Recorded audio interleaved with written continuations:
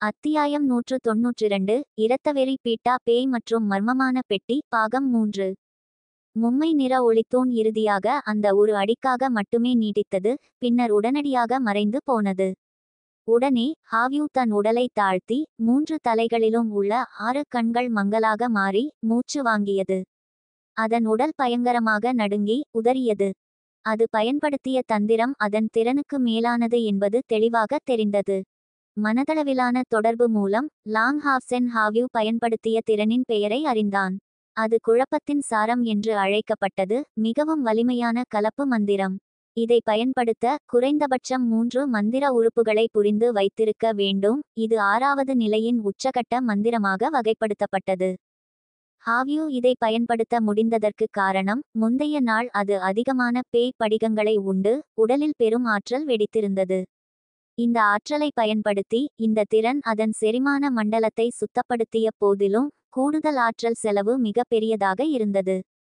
வாங் யுவானும் சிமா சியானும் ஒரே நேரத்தில் லாங்ஹாவ்சென் அருகில் திரும்பினர். அவர்களுக்கு பின்னால் ஹான் யூ தைரியமாக முன்னேறி லாங்ஹாவ்செனுடன் தோளோடு தோள் நின்றான். அப்போது தான் சென் யினிர் தன் மந்திர உச்சரிப்பை தொடங்கினாள். ஹாவ்யூவின் முதுகிலிருந்து குதித்து அவள் சற்று பின்வாங்கி கையில் நீர் படிக பந்து பளபளத்தது. அவளது உச்சரிப்புடன் மென்மையான ஆற்றல் அலைகள் அந்த படிக பந்திலிருந்து வெளிப்பட்டு அலை போல பரவின. ஒரு நிறமற்ற பாதுகாப்பு திரை தானாகவே அவளைச் சூழ்ந்து முழு அணியின் பின்புறத்தை பாதுகாத்தது. உயிரினங்களை வரவழைக்கும் வாசல் என்பது 8வது நிலையின் வலிமையான மந்திரம். சென் யினிர் அதை கட்டுப்படுத்த முடியாவிட்டாலும் இந்த மந்திரத்தை பயன்படுத்தும்போது அவளுக்கு அதன் பாதுகாப்பு கிடைத்தது. ஆனால் பேய்வேட்டை போட்டியில் யாரும் அவளை இதை முழுமையாக முடிக்க விடுவார்களா? இப்போது வலிமையான எதிரிகளை எதிர்கொள்ள சென் யினிர் உடனடியாக தன் நிலைப்பாட்டை மாற்றி அணியின் பின்புறத்தை பாதுகாத்து ஹான் யுவை முன்னேற அனுமதித்தாள். இந்த இரத்த களியாட்ட பீட்டா பேய்க்கு அதிர்ஷ்டம் இல்லை என்று கூறலாம். இதன் பணி கழுத்தில் உள்ள பெட்டகத்தை பாதுகாத்து பேய்ப்படை முகாமுக்கு கொண்டு செல்வது. இது பொருள் விநியோக அணியைச் சேர்ந்தவை அல்ல. பொருள் வண்டியில் படுத்து குறைந்த நிலை பேய்களால் இழுக்கப்பட்டு உணவுப் பொருட்களுடன் பயணித்து தூங்கிக் கொண்டிருந்தது. லாங்ஹாவ்செனின் குழு தாக்குதலை தொடங்கியபோது இந்த பீட்டா பேய் அதை பொருட்படுத்தவில்லை. எப்படியும் 4 பச்சை இரட்டை வாழ் பேய்களும் 6-8 கண் மந்திர கண் படைவீரர்களும் வண்டியை பாதுகாத்தனர். ஹாவ்யூவின் 3 உறுப்பு கலப்பு மந்திரமான குழப்பத்தின் சாரம் வெளியிடப்பட்டபோது இந்த முறையின் எதிரி வலிமையானவர் என்பதை இது உணர்ந்தது. குழப்பத்தின் சாரம் மந்திரம் பயன்படுத்துபவனின் ஆற்றலை பெரிதும் பயன்படுத்தினாலும் உடல் பாதுகாப்பை பலவீனப்படுத்தினாலும் இந்த வலிமையான மந்திரம் ஒரு குறிப்பிட்ட எல்லைக்குள் மற்ற உறுப்புகளை தடுமாறச் செய்து பயன்படுத்தப்பட்ட அனைத்து உறுப்புகளிலும் விளைவுகளை உருவாக்கியது.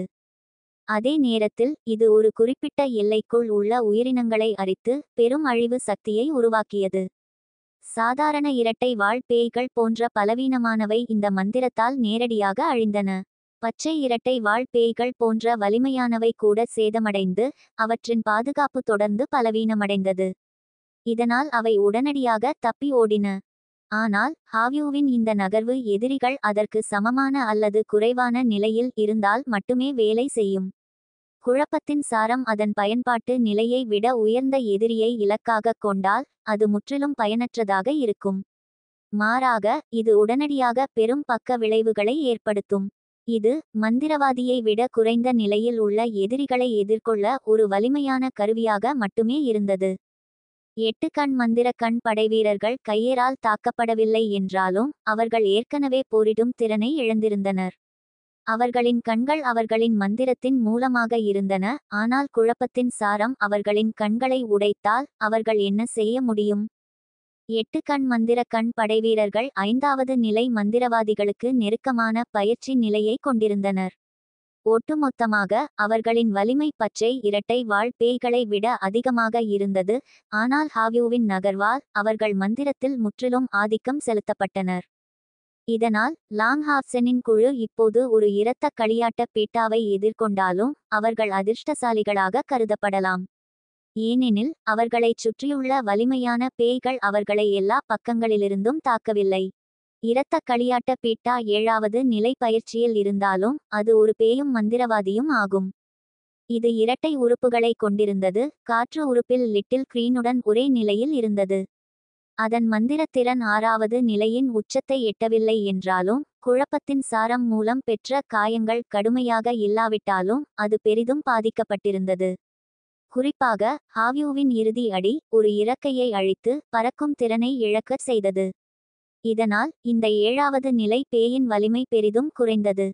உண்மையில் ஒரு வலிமையானவர் எந்த முன்னேற்பாடும் இல்லாமல் திருட்டுத்தனமாக தாக்கப்பட்டால் இழப்பை சந்திப்பார். நிச்சயமாக இந்த இரத்த களியாட்ட பீட்டா பறக்கும் திறனை இழந்தது நல்ல செய்தி.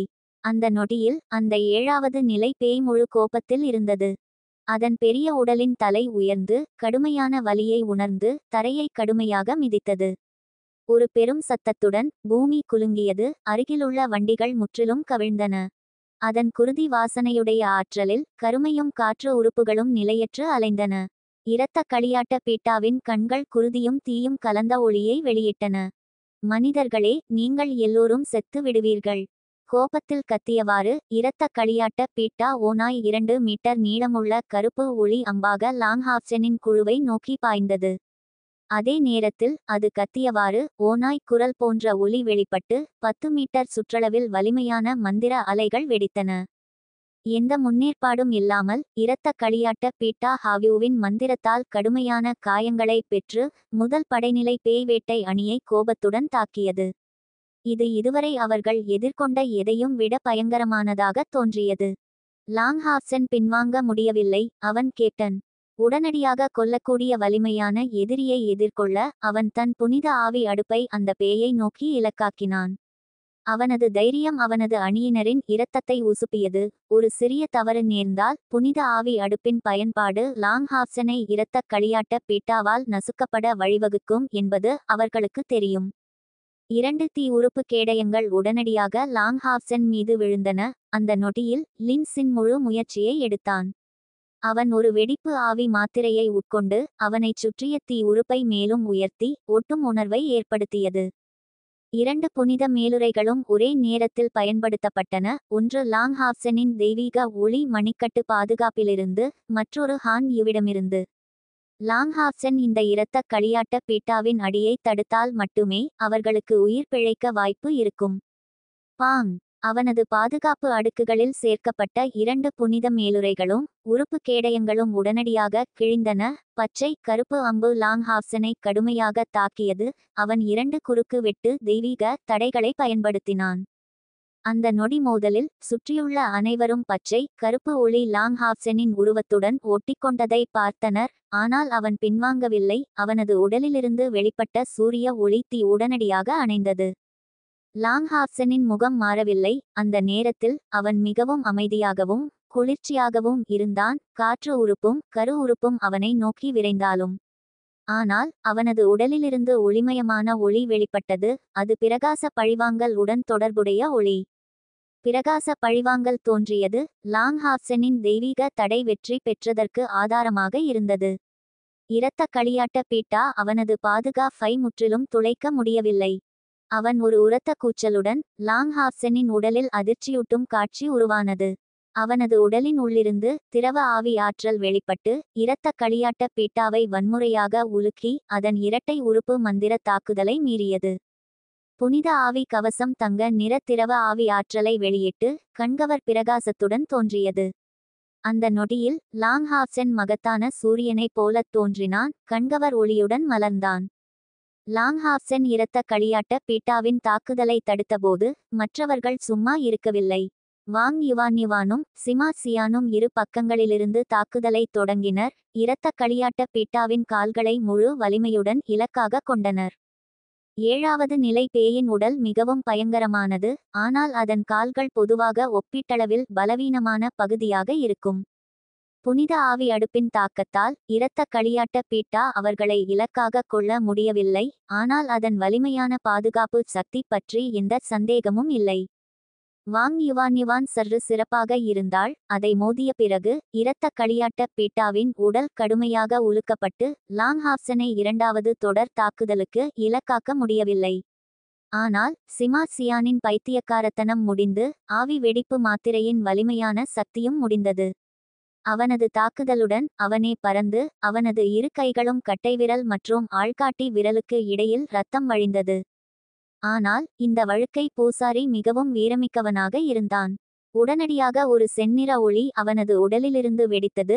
மற்றொரு ஆவி வெடிப்பு மாத்திரையின் விளைவுகளை பயன்படுத்தி இரண்டாவது முறையாக பைத்தியக்காரத்தனத்தின் வலிமையை பயன்படுத்தினான். அவனது தோல் பாம்பு போல கடினமாக, சிறிய பாம்பு போல துடிப்பாக, பாறை போல உறுதியாக, தசைகள் பளபளப்பாக தோன்ற மீண்டும் எதிரியை நோக்கி பாய்ந்தான். வாங் யுவானின் அடி இரத்த களியாட்ட பீட்டாவை உலுக்கிய பிறகு ஆவி வெடிப்பு மாத்திரையின் விளைவுகள் வெளிப்படத் தொடங்கின. அவள் மீண்டும் தன் தெய்வீக ஆவி கேடயத்தில் 3 மணிகளை பதித்து ஒரு ஆவி மீட்பு மாத்திரையை உட்கொண்டாள். அந்த நேரத்தில் ஒரு கருப்பு நிழல் இரத்த களியாட்ட பீட்டாவின் மேலே ஒலியின்றி தோன்றி அதன் கழுத்தை நோக்கி நேரடியாக ஒரு குத்து வீசியது. கருத்தங்க நிற ஒளியை உருவாக்கியது. அது கையேரின் தாக்குதலுக்கு முன்னால் இவ்வளவு உயர்ந்த நிலை பேய் கூட தீவிர அச்சுறுத்தலை உணர்ந்தது. அது லாங்ஹாவ்சனை தாக்குவதை தொடராமல் அதன் முழு உடலும் கடுமையாக உலுக்கப்பட்டு அதன் செதில்களிலிருந்து ஒரு தீவிர பச்சை கருப்பு ஒளி உடனடியாக வெடித்தது. டிங் டாங்! கையேரின் கருத்தங்க நிற குத்துவாள் அதன் கழுத்தை அடைந்தது. ஆனால் அதன் கடினமான இறகுகளும் தடிமனான செதில்களும் தொடர்பு கொள்ள அவள் உடனடியாக தன் உடலை பறக்கவிட்டு இரத்த களியாட்ட பீட்டாவின் உடலிலிருந்து வெளிப்பட்ட பச்சை கருப்பு ஒளியை தவிர்த்தாள். என்ன ஒரு வலிமையான பேய்! முதல் படைநிலை பேய் வேட்டை அணியில் மிகவும் வலிமையான உறுப்பினரான கையேர் கூட அதற்கு சிறிதும் காயம் ஏற்படுத்த முடியவில்லை. அந்த நேரத்தில் மற்ற 9 புதிதாக உருவாக்கப்பட்ட பேய் வேட்டை அணிகள் லாங்ஹாவ்சனின் குழுவை விட மிகவும் சிறந்த நிலையில் இருந்தன. மந்திரவாதிகளின் கடுமையான தாக்குதலுக்கு முன்னால் பொருள் விநியோக அணியில் உள்ள சராசரி இரட்டை வாழ் பேய்கள் ஒரே அடியில் பறந்தன. மற்ற தொழில்களை பொறுத்தவரை அவர்கள் ஆபத்தின்றி வெட்டி கொண்டிருந்தனர். பெருமளவு வண்டிகள் ஏற்கனவே தீ உறுப்பு மந்திரவாதிகளால் எரிக்கப்பட்டன. அவர்கள் எப்போதாவது எதிர்கொண்ட மிக வலிமையான பேய்கள் பச்சை இரட்டை வாழ் பேய்களாக மட்டுமே இருந்தன. அவர்களின் அணி வலிமையுடன் அவற்றை எதிர்கொள்வது கடினமாக இல்லை. ஆயிரக்கணக்கான பேய்கள், முக்கியமாக இரட்டை வாழ் பேய்களும் மந்திரக்கண் படைவீரர்களும் ஏற்கனவே குழப்பத்தில் இருந்து முற்றிலும் தோல்வியடைந்தனர். குறுகிய காலத்தில் எல்லா புதிய பேய் வேட்டை அணிகளும் பெரும் புள்ளிகளை அறுவடை செய்தன. ஒவ்வொரு அணியும் குறைந்தபட்சம் 100 எதிரிகளை வெட்டியிருந்தன.